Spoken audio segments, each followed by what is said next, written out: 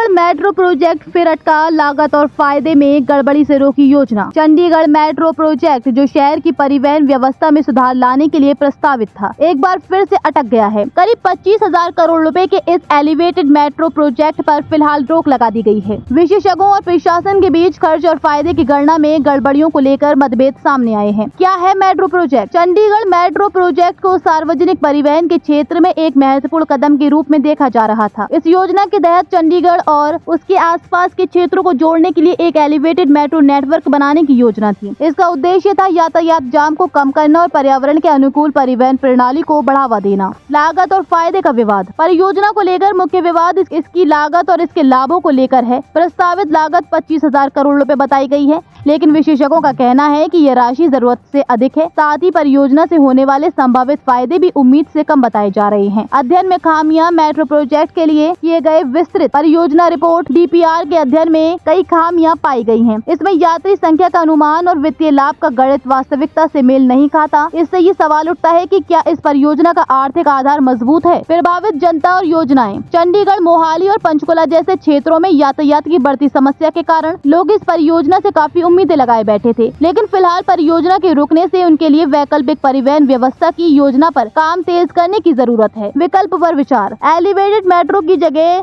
अब हल्के रेल परिवहन, लाइट रेल ट्रांजिट या रैपिड बस ट्रांजिट सिस्टम जैसे विकल्पों पर विचार किया जा रहा है।